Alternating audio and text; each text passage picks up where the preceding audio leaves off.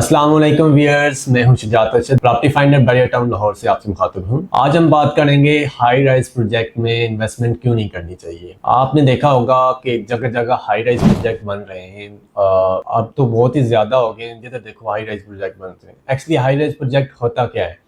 High rise project मतलब एक developer जो होता है, एक बिल्डर जो होता है, वो आपको एक लैंड दिखाता है कि इधर हम एक 7 स्टोरी या 6 स्टोरी या फिर 10 स्टोरी हम एक मॉल बनाएंगे, उसमें अपार्टमेंट आपको देंगे या फिर उसमें कमर्शियल होंगे, शॉप्स होंगी वगैरह, वो आपको बना के देंगे। और वो कस्टमर से क्या कहता है, वो क्लाइंट से पहले से उसे इंस्टॉलमेंट पर उसको सेल करता है। आप इस हमसे इंस्टॉलमेंट पर ये एक अपार्टमेंट ले लें, फिर वो हम आपको क्या कर देंगे, हम उसको आपको ये पूरा बना के, या 3 साल या 4 साल का एक टाइम होता है, उस ड्यूरेशन में हम आपको ये बना कर देंगे। तो कौन से हाई राइज प्रोजेक्ट में इन्वेस्टमेंट करनी चाहिए और कौन से हाई राइज प्रोजेक्ट में इन्वेस्टमेंट नहीं करनी चाहिए, आज हम इस बारे में डिस्कस करते हैं। तो सबसे पहले ये चीज़ है जो आपने हाई राइज प्रोजेक्ट में इन्वेस्ट करते हुए आपने अपने माइंड में रखनी है, आपने ध्यान में रखनी है। वो क्या चीज़ है? वो है लोकेशन। अगर आपके जो जिस हाई राइज प्रोजेक्ट पर आप इन्वेस्ट करने जा रहे हैं उसकी लोकेशन प्राइम नहीं है, उसके साथ जो कनेक्टेड एरियाज नहीं लग रहे, उसके साथ उसको एक्सेस करने के लिए अच्छी सड़कें नहीं बनी हुई, तो आप उस प्रोजेक्ट पर इन्वेस्टमेंट ना करें।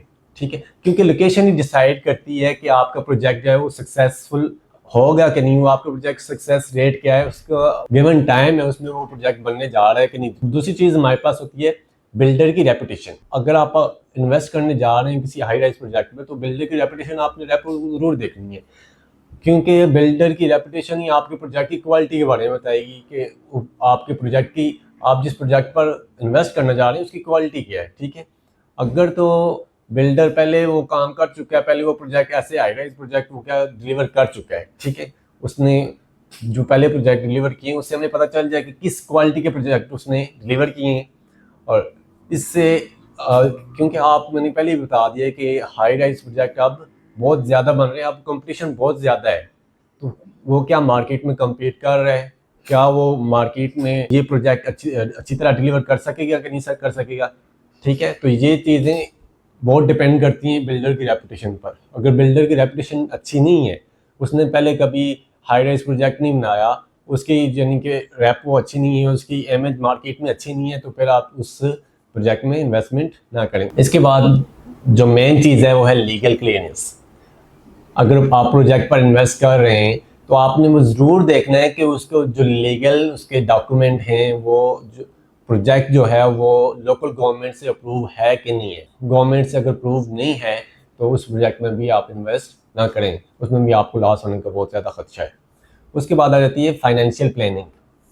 अगर आप हाई राइज प्रोजेक्ट में इन्वेस्ट करने जा रहे हैं तो आपने कोई फाइनेंशियली प्लान नहीं किया हुआ, तो ये आपकी जो इन्वेस्टमेंट है फिर वो सिक्योर नहीं रहेगी। आपको फाइनेंशियली इसमें फाइनेंशियली तैयार होना चाहिए, क्योंकि एक तो ये जो हाई राइज प्रोजेक्ट होते हैं ये लॉन्ग टर्म होते हैं, तकरीबन 3 से 4 साल जो है ना इसका टेन्योर होता ही होता है। ठीक है, तो इसको अपने माइंड में रखकर आपने इसी तरह फाइनेंशियली प्लानिंग करनी है। ठीक है, अच्छा, इसके बाद आ जाते हैं जो भी बंदा हाई राइज प्रोजेक्ट में इन्वेस्टमेंट करना चाह रहा है तो वो चाहता है कि मुझे इसके बदले बहुत ही अच्छा प्रॉफिट मिले, बहुत ही अच्छा कैपिटल गेन मिले।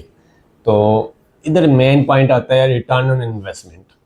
जिस प्रोजेक्ट की रिटर्न ऑन इन्वेस्टमेंट मैक्सिमाइज नहीं है, मैक्सिमम नहीं आ रही, तो आप उस प्रोजेक्ट में इन्वेस्ट ना करेंगे, कोई फ़ायदा ही नहीं है, उसमें आपको प्रॉफिट नहीं होने वाला। क्योंकि एक लॉन्ग टर्म प्रोजेक्ट होते हैं, हाई राइज जो प्रोजेक्ट होते हैं वो लॉन्ग टर्म प्रोजेक्ट हैं, तो उसमें आप अगर आप रिटर्न ऑन इन्वेस्टमेंट मैक्सिमाइज नहीं होगी, अच्छी नहीं होगी, तो उसमें आपको प्रॉफिट इतना अच्छा खासा नहीं आएगा। ठीक है, इसके बाद जब हम हाई राइज प्रोजेक्ट में इन्वेस्ट करने जाते हैं तो हम रिस्क फैक्टर को ज़रूर देखते हैं। रिस्क फैक्टर्स जितने मिनिमम हो उतना प्रोजेक्ट के लिए क्या है, अच्छा है, उतना ही प्रोजेक्ट जो होगा वो सक्सेस भी होगा। जब कभी भी हम हाई राइज प्रोजेक्ट में इन्वेस्टमेंट करने जाते हैं तो हम रिस्क फैक्टर ज़रूर देखते हैं।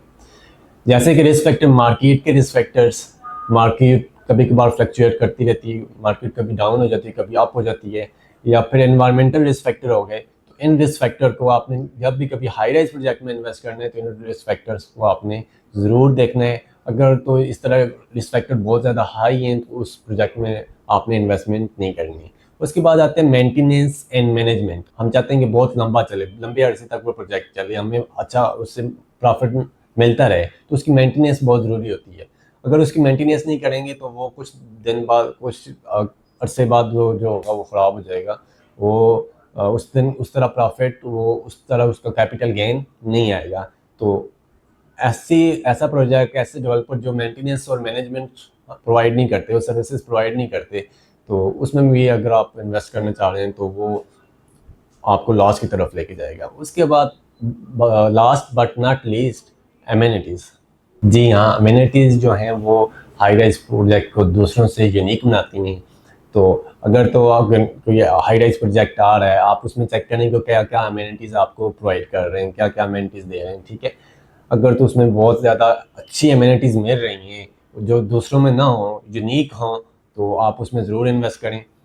और अगर कोई चेंजेस नहीं आ रही पहले भी, क्योंकि मार्केट में काफ़ी सारे हाई राइज प्रोजेक्ट आ चुके हैं, अभी आ भी रहे हैं, अगर इसमें कोई अपडेट नहीं करेंगे, उसमें कोई चेंज नहीं लाएंगे, तो उसकी जो वो प्रोजेक्ट की जो सक्सेस रेशियो है या उसमें रिटर्न ऑफ इन्वेस्टमेंट है वो क्या हो जाएगी, बहुत कम हो जाएगी, लो हो जाएगी।